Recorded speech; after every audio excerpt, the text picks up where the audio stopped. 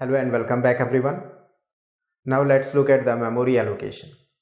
So in Java language, there are 5 types of memory available. First is the method area, second is the stack area, third is the heap area, heap means, and fourth is the register, PC register, program counter register, and finally fifth is the native method stack. But from this 5 memories available this 5 memories हम सिर्फ mainly जो है 3 memories को यहाँ discuss करेंगे.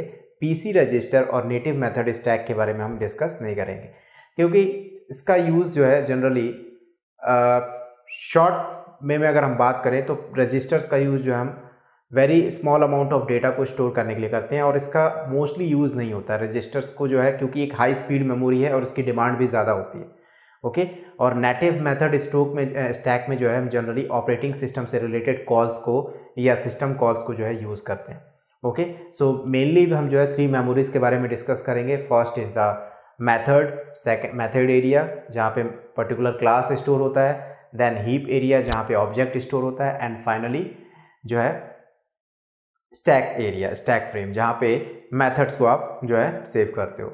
Okay so 3 memories को हम discuss करते हैं. First is the method area, second is the heap area and third is the stack area. Okay so this are the 3 memories available. First method है, आप इसको मेथड एरिया कह सकते हो, एक पोर्शन जहाँ पे जो है क्लासेस को आप स्टोर करते हो, अपलोड करते हो. Then heap section and then stack part.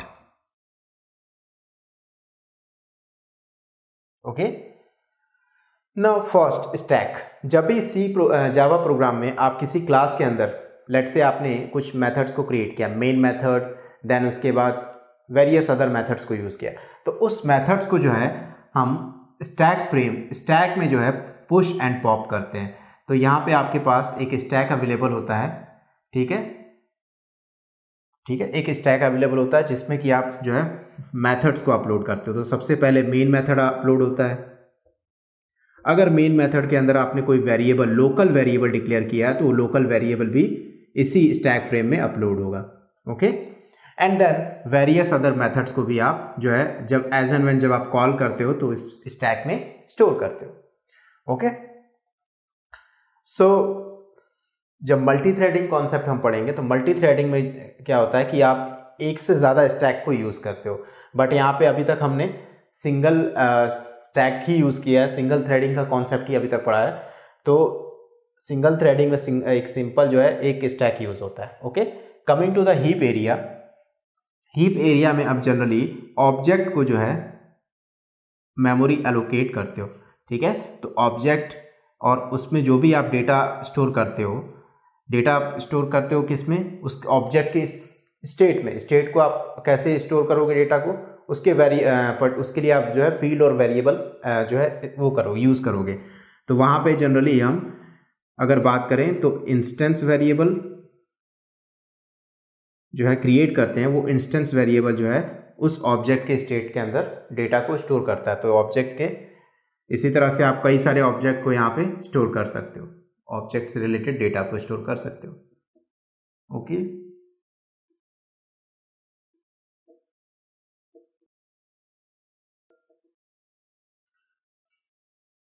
Now इस ऑब्जेक्ट के डेटा को अगर आपको एक्सेस करना है तो जनरली ये क्या होता है, एक रेफरेंस होता है. ठीक है, अब इस रेफरेंस को अगर आपको एक्सेस करना है तो इसको एक्सेस करने के लिए आप क्या करोगे, इस लोकल वेरिएबल के ज़रिए इसको एक्सेस कर सकते हो. ठीक है, या आपने कोई ऐसा वेरिएबल जो है क्रिएट किया इस पर्टिकुलर ऑब्जेक्ट के लिए, तो उस वेरिएबल के थ्रू आप क्या कर सकते हो, इसको एक्सेस कर सकते हो. Now coming to the method area.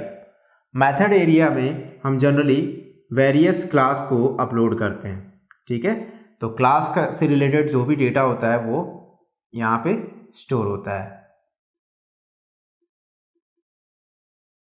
Various other class से रिलेटेड डेटा स्टोर्स होते हैं. नाउ अब क्लास में क्या हो सकता है, क्लास के अंदर आप जो स्टैटिक वेरिएबल डिक्लेयर करते हो, स्टैटिक वेरिएबल हमेशा इस मेथड एरिया, इस मेथड सेक्शन में जो है अपलोड होता है। ठीक है, तो मेथड सेक्शन में आप जो है स्टैटिक वेरिएबल को अपलोड करते हो। ठीक है, हीप सेक्शन, हीप एरिया में जो है आप इंस्टेंस वेरिएबल को, जो कि ऑब्जेक्ट से रिलेटेड होता है, उसको आप स्टोर करते हो। आ रहा है समझ में? एंड देन स्टैक फ्रेम में आप लोकल वेरिएबल को डिक्लेयर करते हो, लोकल वेरिएबल को स्टोर करते हो।